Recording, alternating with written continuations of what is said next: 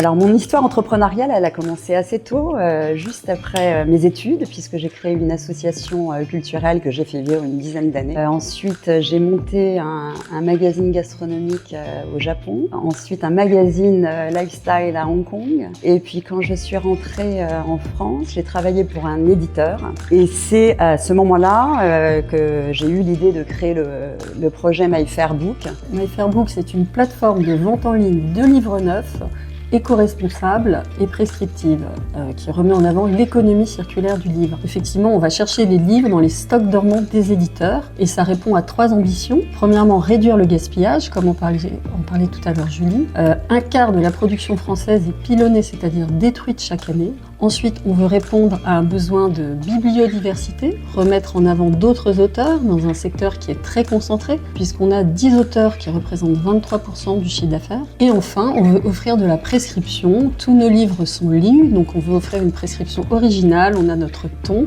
sur My Fair Book et on incite les gens à lire des livres qui ont été lus par notre comité de lecture et finement sélectionnés.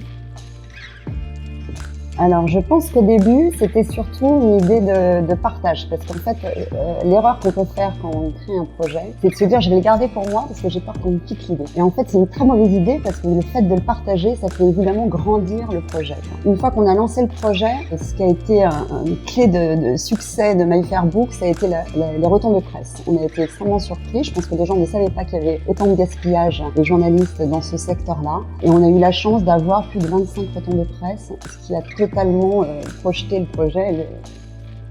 Alors au départ, le principal obstacle, ça a été de trouver un prestataire pour notre logistique. Il nous fallait une entreprise qui puisse bien sûr gérer nos stocks, qui puisse aller faire les retraits de livres chez les éditeurs et qui puisse faire les envois aux clients. Et tout ça, bien sûr, à un prix défiant toute concurrence. Ça a été compliqué, mais on a trouvé. Je dirais qu'aujourd'hui, la difficulté qu'on a plus, c'est l'augmentation des matières premières pour le livre, en particulier pour le papier, et le prix du livre qui reste fixe avec la loi Lang. On ne peut pas baisser le prix du livre, on ne peut pas faire de promotion, et tout ça dans un secteur dans un contexte de perte de pouvoir d'achat et avec la concurrence grandissante du livre d'occasion.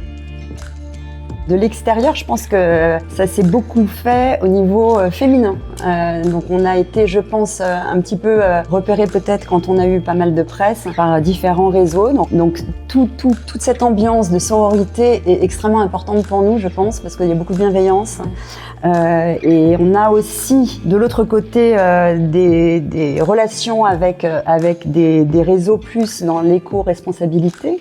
On participe au shifter de la culture et c'est très important aussi pour nous de pouvoir expliquer ce qu'on essaye à notre petit niveau de faire sur l'éco-responsabilité dans le monde de l'édition.